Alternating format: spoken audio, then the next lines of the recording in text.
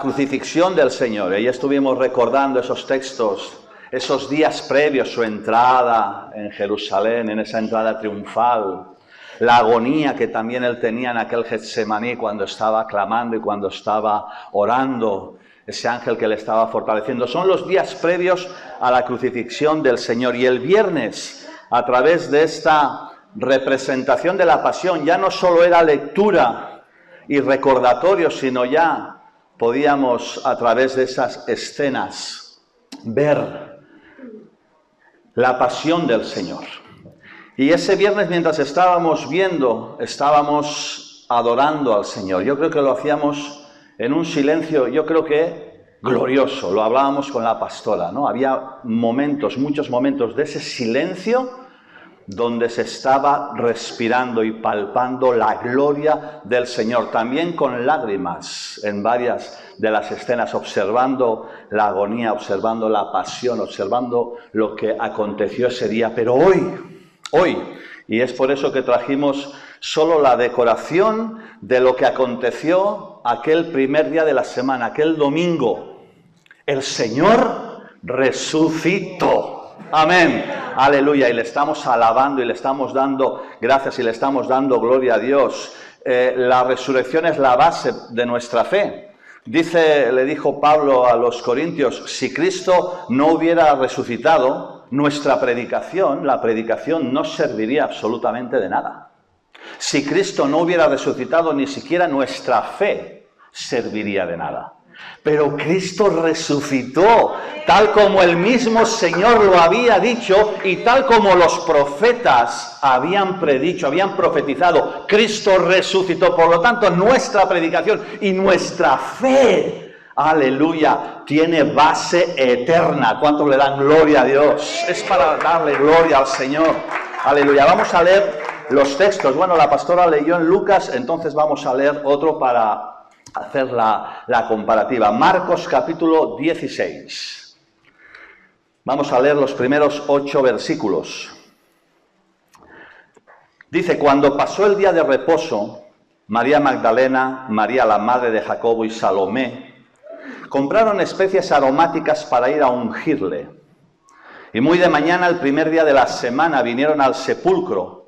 Era un domingo como el día de hoy. Ya ha salido el sol. Pero decían entre sí en su camino, ellas decían entre sí, ¿quién nos removerá la piedra de la entrada del sepulcro? Pero cuando miraron, vieron removida la piedra, que era muy grande. Y cuando entraron en el sepulcro, vieron a un joven sentado al lado derecho, cubierto de una larga ropa blanca, y se espantaron. Mas él les dijo, no os asustéis. Buscáis a Jesús Nazareno, el que fue crucificado.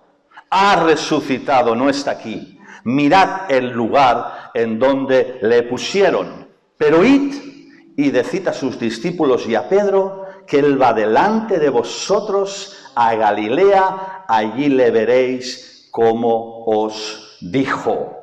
Y ellas se fueron huyendo del sepulcro porque les había tomado temblor y espanto, ni decían nada a nadie porque tenían miedo. La lectura del Señor, gloria a Dios. El Señor ha resucitado. Muchas de las escenas de la representación que vimos el viernes en la sala nos pusieron a muchos o a todos, yo creo, la carne de gallina, un nudo en la garganta, ¿no? Y arrancaron, desde luego, como decía antes, en más de uno y en más de una ocasión, muchas lágrimas. Evidentemente la escena de este sepulcro con esta roca abierta, ¿sí?, fue una de ellas. Nos arrancó realmente, ¿no?, las lágrimas también de emoción. Esas mujeres que fueron a ungir al Señor habían viajado con el Señor por toda Galilea, habían ido con él por todas las regiones. Yo puedo imaginarme la desesperación y creo que todos, ¿no?, podemos entender la desesperación de aquellas mujeres que habían estado con él, también de aquellos discípulos. Podemos entender esa desesperación porque después de 24 horas, ellos que habían y ellas que habían estado con él y habían visto tantos milagros y tantas cosas, como apenas en 24 horas, aquel a quien habían visto, a quien habían servido, a quien habían estado acompañado en apenas 24 horas, había sido arrestado, había sido azotado, había sido insultado, había sido escupido, había sido crucificado y ahora su cuerpo estaba depositado en aquella gran roca que les impedía la entrada. Y yo me imagino a aquellas mujeres acompañándole a Jesús en sus 3 años de ministerio. Puedo imaginarme cómo ellas, viendo, como decía antes, cómo el Señor había sanado a los enfermos, cómo Él había dado vista a los ciegos, había levantado a los paralíticos, incluso había resucitado a los muertos, cómo, como decía, en 24 horas, sin abrir su boca, fue llevado como oveja al matadero y todo quedó reducido al silencio de una noche que albergaba en aquel sepulcro el cuerpo sin vida de Jesús, del Señor. Y yo pensaba y reflexionaba, cómo nos cambian las cosas a veces, ¿verdad, hermanos? Qué frágiles somos. ¿Cómo nos pueden cambiar las cosas tan de repente, como les cambiaron las cosas a aquellos discípulos y a aquellas mujeres, como estaba diciendo? ¿Cómo nos cambian las cosas con los de repentes de la vida? De repente estamos bien, o parece que estamos bien, y de repente viene esa situación, viene esa mala noticia, viene ese diagnóstico, viene ese análisis, viene ese problema, y como de repente parece que, como si tuvieran forma de sepulcro, nos encontramos en el silencio de una noche con temor, en el que parece que no hay fe y no hay esperanza. Esa gran roca lo que hace es taponar nuestros ánimos, tapona nuestras fuerzas e incluso tapona muchas veces nuestra fe y nuestra esperanza. Una piedra, como hemos leído, demasiado grande como para moverla por nuestras fuerzas. Fijaos lo que decían aquellas mujeres de camino a ese sepulcro donde tenían que ungir a Jesús. Mientras ellas estaban de camino, el verso 3 dice, decían entre sí, ¿quién nos va a mover la piedra? Y es curioso, ¿verdad? Cómo ellas ya de camino dieron rienda suelta a la preocupación que empezó ya a invadir su mente, sus pensamientos, antes siquiera de llegar al problema. Y es que somos así, somos tan vulnerables, somos tan débiles, somos de polvo, que la preocupación siempre asoma en nuestra mente y en nuestros pensamientos antes o anticipándose a los recursos que vienen del cielo. ¿Quién, dice, quién nos va a mover la piedra? Y en esta mañana es posible que tú estés diciendo, ¿y quién me va a mover mi piedra? ¿Quién me va a ayudar en mi situación? ¿Quién me va a ayudar en mi problema? ¿Quién va a sanar mi alma?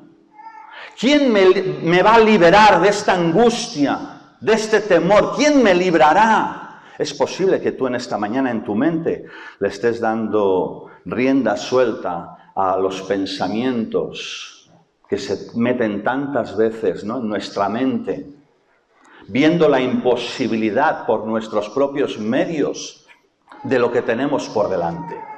Pero dice que aquellas mujeres, verso 4, que cuando ellas miraron, vieron removida la piedra. Bendito sea el nombre del Señor. La piedra, como hemos cantado, como hemos visto, pero ahora es espiritual frente al problema que tú estás atravesando.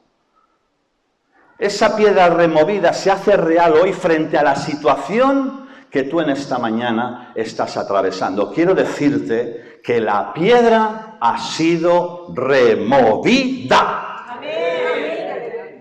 Algunos lo creen, otros no sé si lo creen. Mira, ¿cuántos tenéis en esta mañana como yo problemas, situaciones de dificultad, de angustia? Pueden ser familiares, pueden ser personales. ¿Podéis levantar manos? Yo quiero ver manos. Yo quiero ver manos. Está en una iglesia llena de problemas. Claro, estamos en el mejor sitio porque tenemos al Dios Todopoderoso que cargó en la cruz nuestros problemas, porque la piedra fue removida. Nuestro pecado, nuestra carga, nuestro problema es, como decía antes, es como esa piedra, una piedra demasiado grande para poderla mover nosotros con nuestras fuerzas, pero el Señor ha movido la piedra por nosotros. ¿Cuántos creen eso de verdad? ¿Cuántos lo creen de verdad? Si lo crees, tienes que aplaudirle, tienes que darle gracias a Dios, porque viniste. En esta mañana viniste con situaciones, con problemas, con angustias, con pecados, pero mira, el Señor ha movido la piedra. El Señor ha llevado tu pecado. Ha llevado tu carga, ha llevado tu enfermedad, ha llevado tu depresión, ha llevado tu soledad, ha llevado tus miedos. La piedra ha sido removida. Y este viernes, cuando estábamos viendo esta piedra moviéndose, también llorábamos. Pero esta vez no era de dolor por ver lo que Cristo estaba sufriendo, sino de emoción y de esperanza. Bendito sea el nombre de Dios. Hay esperanza porque Cristo resucitó. Gloria a Dios. Él venció a la muerte. Esa es una escena en la que, como decía, nuestro llanto ya no era de tristeza, sino que era de emoción. ¿Por qué? Porque hemos leído, la gloria de Dios llenó ese sepulcro. Y sabes, el Señor me dijo, mira, diles, que la gloria mía va a llenar sus sepulcros. ¿Crees eso? La gloria de Dios llenará tu sepulcro en esta mañana, en este domingo, como llenó el sepulcro de aquel domingo donde Cristo fue resucitado. ¿Lo crees? Amén. ¿Lo crees? Levanta tus manos. Amén. Y ahí donde estás, unos segundos, el Señor sabe, el Señor conoce. Cierra tus ojos. Cierra tus ojos y pídele. Yo no conozco tu sepulcro. No conozco tu situación, no conozco tus miedos, no conozco tus temores, no conozco tus situaciones. Conozco varias, pero no sé si estás levantando la mano por eso. Pero sabes, el Señor, que es lo más importante, sí sabe, sí conoce. Y yo quiero que con fe en esta mañana, con tu mano alzada, digas que tu gloria, Señor, en esta mañana venga sobre, y ahí le pones tu sepulcro, tu situación, tu vida. Señor, pídele la gloria de Dios sobre tu vida, sobre tu cuerpo, sobre tu matrimonio, sobre tus hijos, sobre tu enfermedad. Que la gloria de Dios traiga sanidad, traiga perdón, el perdón de pecados. Ahora veremos realmente lo que hace la gloria de Dios. Ahora veremos, porque la gloria de Dios... Vamos al punto número 2. Hay 3 cosas que sucedieron con la resurrección del Señor. Y estate atento porque mientras esté hablando el Espíritu Santo se está moviendo. ¿Por qué? Lo dije antes. Porque lo que hace auténtica la predicación no es nuestra elocuencia, que no es ninguna. Es el poder de Cristo. Es que Cristo ha resucitado. Y si tú le crees a Cristo... tú vas a ser transformado total y completamente en esta mañana. ¿Tú crees eso? Porque Cristo ha resucitado. Y porque nuestra fe no es vana. Nuestra fe está basada en la resurrección del Señor. Por lo tanto, la esperanza, dice Pedro, es viva. No está muerta, es viva. Por eso, por lo tanto, mientras tú estás escuchando, el Espíritu Santo te va a ir tocando, trayendo su gloria sobre tu vida, en tu mente, en tus pensamientos y en tu corazón. Dice que, segundo, la gloria de Dios en el sepulcro. Es decir, una cosa es que la piedra sea removida y otra cosa es, que es la segunda, que la gloria de Dios entre en tu sepulcro. Gloria a Dios. Porque fíjate lo que aquellas mujeres tuvieron que hacer. En el verso 4 ya vieron que la piedra estaba removida. Y el Señor ya hemos visto que ha removido la piedra. Ya hemos hablado de ello. Pero en el verso 5, dice, ¿y cuándo qué? Entraron. Cuando entraron en el sepulcro, vieron a un joven sentado al lado derecho. Un ángel del Señor, cubierto de una larga ropa blanca. Él les dijo, no os asustéis, buscáis a Cristo, el que fue crucificado. No está aquí, mirad dónde le pusieron. Allí estaba la gloria del Señor. Y cuando ellas entraron, y el Evangelio de Marcos le añade, no hallaron el cuerpo. Marcos dice, mirad el lugar donde le pusieron, no está. El Señor había resucitado, el cuerpo ya no estaba. Quiero decirte de parte del Señor que de la misma manera que el cuerpo no estaba, tampoco está, escúchalo bien, porque el enemigo quiere que creas todo lo contrario. Pero el Señor te dice, de la misma manera que el cuerpo no estaba en ese sepulcro, tampoco está la sentencia que estaba sobre nosotros a causa de nuestro pecado. Tampoco está, porque ya fue pagada por Cristo. Oh, eso es tremendo, hermanos.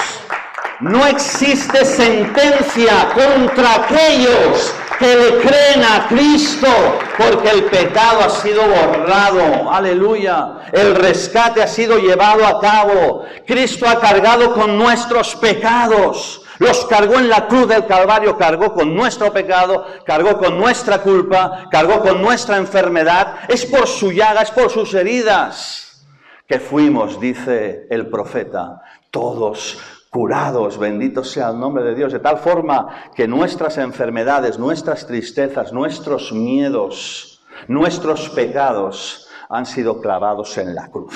¿Es para darle gloria a Dios o no? Claro, era necesario entrar.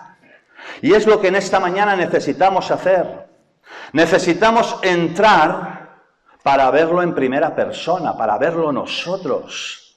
Necesitas entrar en esta mañana en el sepulcro. Necesitas entrar para ver la gloria de Dios en medio del sepulcro.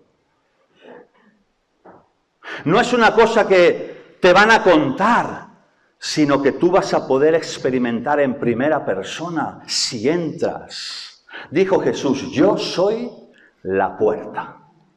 El que por mí entrare, ¿qué dice? Será salvo. ¿Y eso qué significa? Significa creerle a Dios. Muchos creen en Dios, tantas veces lo decimos, ¿verdad? Una cosa es creer en Dios, hay muchos que creen en Dios.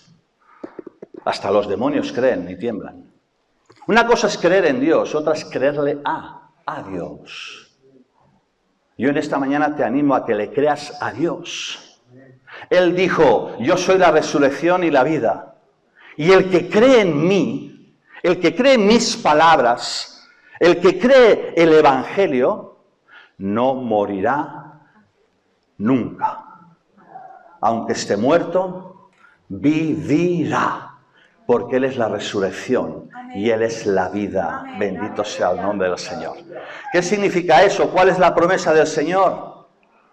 Que si el Espíritu, y lo hemos cantado, si el Espíritu de Dios, el Espíritu Santo, que levantó a Cristo de los muertos, es el Espíritu Santo que tenemos nosotros, también a nosotros nos levantará, dice, vivificará vuestros cuerpos, transformará nuestras vidas en vidas totalmente nuevas y renovadas. ¿Cuántos creen eso? Amén. Un nuevo comienzo es la tercera de las cosas que os quiero decir en esta mañana. Vidas nuevas, todo hecho nuevo. Para que esté todo hecho nuevo, necesitamos creerle a Cristo. Quebrantarnos delante del Señor, humillarnos, entrar dentro de la situación donde el enemigo nos está robando la victoria y quebrantarnos y humillarnos delante de Dios y creerle a Dios y hacerle al Señor en esta mañana dueño y Señor de nuestra vida, de nuestro corazón y también de nuestros pensamientos. Eso es entrar por la puerta. Y Jesús dice, yo soy la puerta. El que por mí entre será salvo. Yo soy la resurrección y la vida. El que crea en mí, aunque esté muerto, vivirá. Entonces, la piedra está removida, la gloria de Dios está en ese sepulcro y hay un nuevo comienzo. Mira lo que dice el verso 7.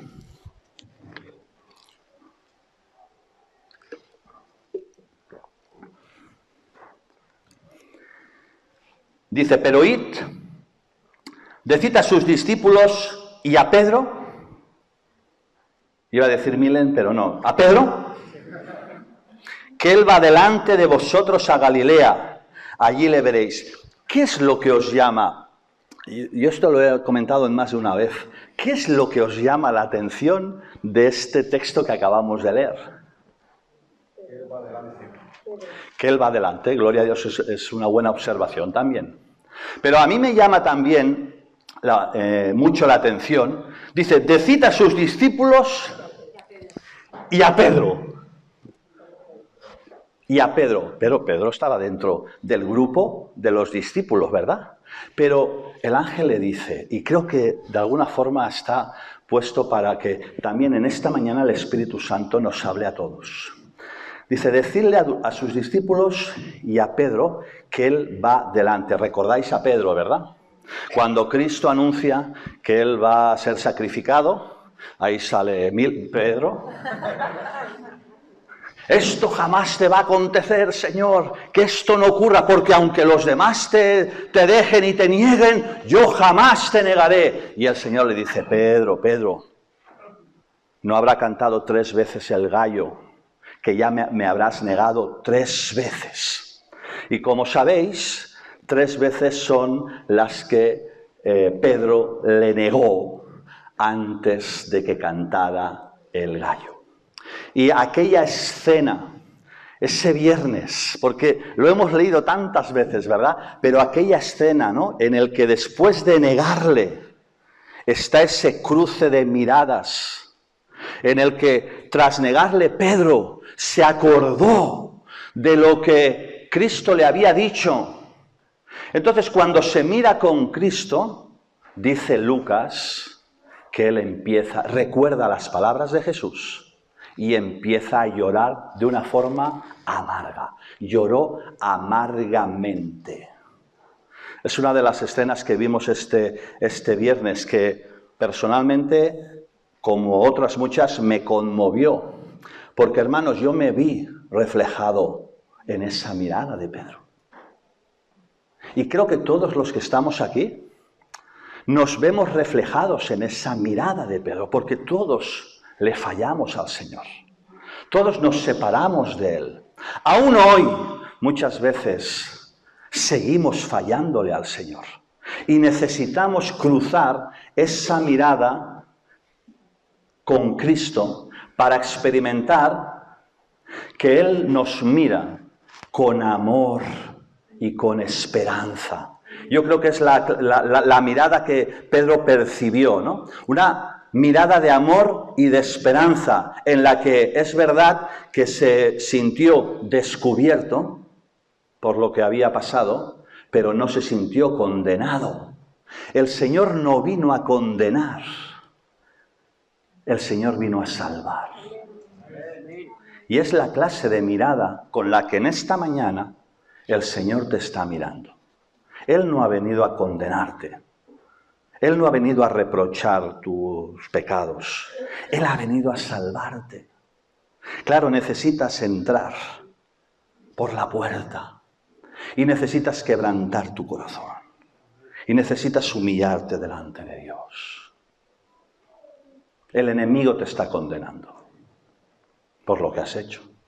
Por lo que has dicho. Por lo que estás haciendo. El enemigo te está condenando. Pero Cristo ha venido a salvarte, no a condenarte.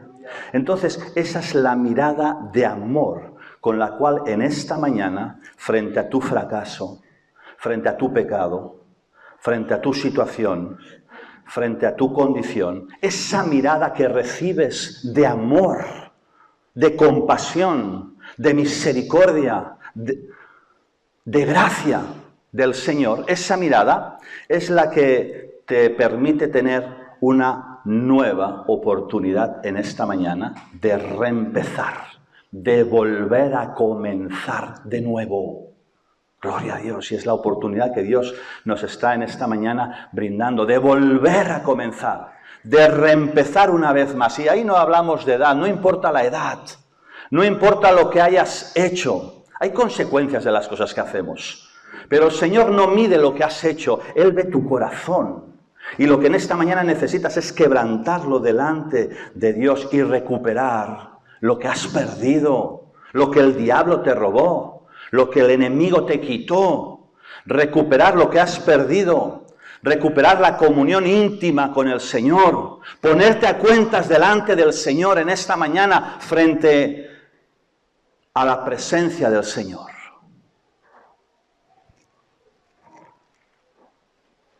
Y el Espíritu Santo ahora te está trayendo al corazón y trayendo a la mente situaciones que en esta mañana probablemente tengas que traer delante del Señor para reempezar, para volver a continuar.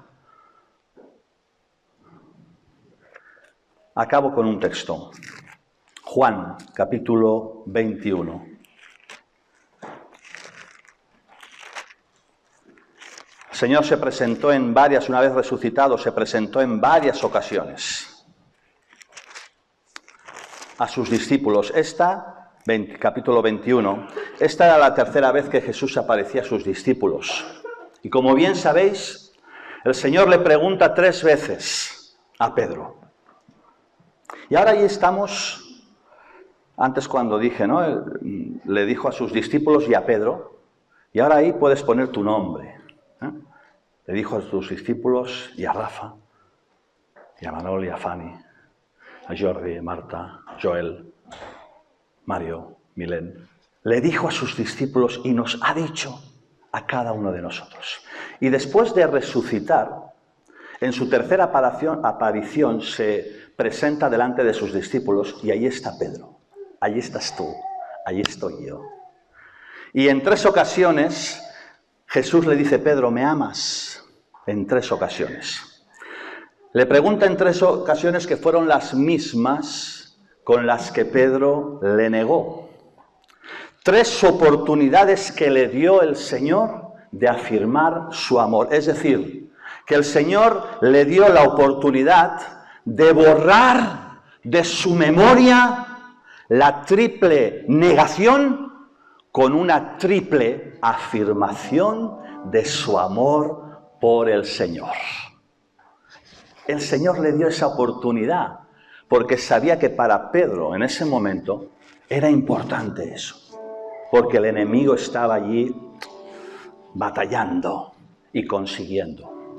Entonces, no tengo tiempo para describir los términos de amor, es muy interesante cuando vamos a los originales, no tengo tiempo, pero sí que quiero destacar 2 cosas.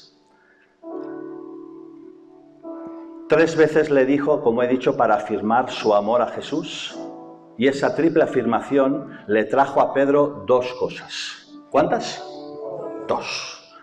Le trajo a Pedro 2 cosas. Primero le trajo una tarea, porque el Señor le dice, cuando le pregunta, ¿me amas? Pedro dice, sí, yo te quiero. Pedro, ¿me amas? Sí, yo te amo.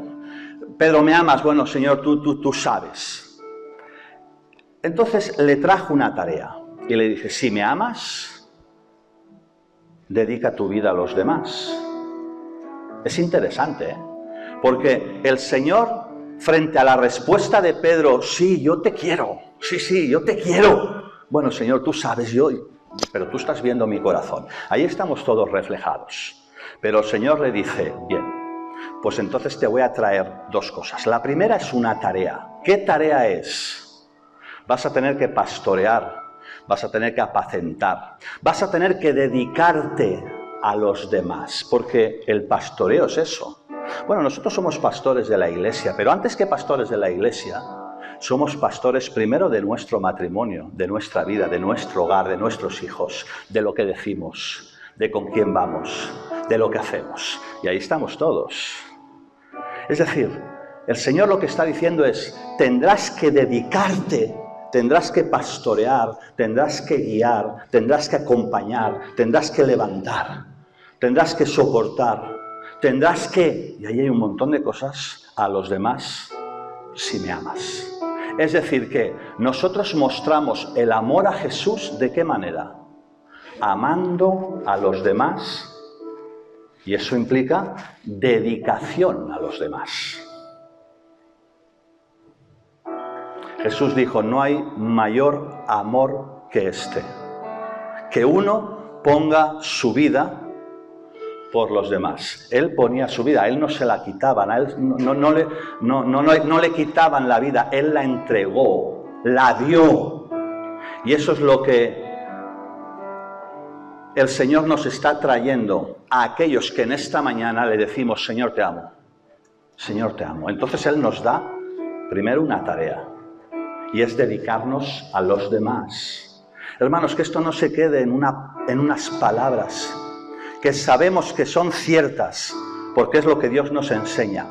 Que estas palabras el Espíritu Santo las coja, y eso tendrás que permitirle que lo haga, y las penetre en lo más profundo de nuestro corazón y de nuestra mente para entender qué significa dedicarnos a los demás. No es darle nuestras migajas, no es darle lo que nos sobra, no es darle lo único que queremos, es darle toda nuestra vida. Le trajo dos cosas. Primero, una tarea. ¿Y qué es lo segundo que le trajo? Capítulo 21, verso 18. Estoy acabando.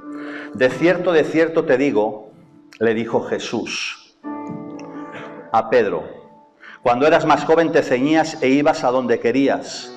Mas cuando ya seas viejo, extenderás tus manos y te ceñirá otro y te llevará donde no quieras. Le estaba profetizando qué clase de muerte iba a tener Pedro. Él iba a morir también en una cruz igual que el Señor. Y el Señor lo que le está anticipando y profetizando es la clase de muerte que él tendrá. A lo que voy, ¿qué le trajo la afirmación del amor que él manifestó al Señor? La tarea, y también le trajo una cruz. Hemos visto que la primera implica una responsabilidad, amar a los demás. Y ya hemos dicho de una forma sencilla lo que eso implica, lo que eso significa. Pero también ahora vemos que el amor a Cristo no solo implica la responsabilidad de amar a los demás, dedicándonos como Dios nos está demandando, sino que además implica un sacrificio. Ya sé que no nos gusta. ¿A quién le gusta el sacrificio? No le gusta a nadie. A mí tampoco. Pero es lo que Dios demanda, es lo que el Señor demanda. Él dijo, si alguno quiere ser mi discípulo, ¿qué tiene que hacer? Negarse a sí mismo. ¿Qué más? Tomar su cruz. ¿Cuándo? Cada día, cada día. Porque a veces tomamos la cruz ayer, pero no la tomamos hoy. Dice, y sígame.